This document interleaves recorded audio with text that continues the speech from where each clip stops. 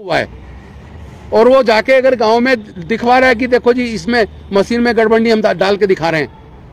इस बात की क्या गारंटी है कि जिसके पास यूनिट, जिसके पास वो कंट्रोल में ईवीएम है, वीवीपैट है,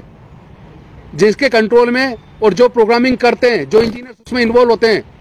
जो आउटसोर्स होते हैं, जो बाहर के प्राइवेट कंपनी से जुड़े हुए हैं,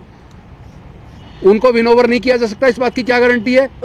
क्योंकि जब अधिकारियों तक को विनोवर कर दिया जाता है या डरा दिया जाता है, जो इलेक्शन ऑफिसर होते हैं या जो रिटर्निंग ऑफिसर होते हैं, जहां काउंटिंग होती है, वहां आपने देखा होगा कई जगह सपा के उम्मीदवारों को, कई जगह बसपा के उम्मीदवारों को, कई जगह आरजेडी के उम्मीदवारों को, चाहे वो यूपी वाला चुनाव हो चाहे बिहार वाला चुनाव हो, उन चुनावों के अंदर कई जगह बीएसपी के प्रत्याशी को, सपा के प्रत्याशी को, आरजेडी के प्रत्याशी को उन्होंने जीत डिक्लेयर कर दिया, लेकिन जीत का सर्टिफिकेट नहीं दिया। बाद उन अधिकारियों ने बीजेपी के लोगों को जीता हुआ डिक्लेयर करके उनको सर्टिफिकेट रहे, और कितनी सारी कंप्लेंट्स उन्होंने इलेक्शन कमीशन ऑफ इंडिया में डाली हैं।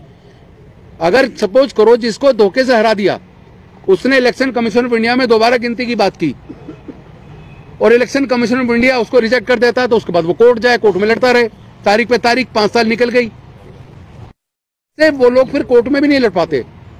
और चूंकि इलेक्शन कमीशन ऑफ इंडिया भी टाइमली डिस्पोज ऑफ नहीं करता है, उनकी टाइमली हियरिंग करके कभी भी आप देखोगे रिकाउंटिंग तो कभी होती हमने देखी नहीं है। तो इस तरह जब इस तरह आमादा है, अगर कोई सरकारी तंत्र किसी पॉलिटिकल पार्टी या सत्ता के साथ मिलके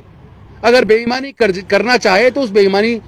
को कोई रोक पाना एकदम असंभव बात है। इसलिए ईवीएम पे हमें बिल्कुल भरोसा नहीं है। हम किसी भी सूरत में ईवीएम से चुनाव के पक्ष में नहीं है, और इसके लिए जो जन आंदोलन बना है वो बहुत मजबूत होता जा रहा है पूरे देश के अंदर, और आने वाले समय में बड़े बड़े खुलासे होंगे। अब मैं निवेदन करूंगा हमारे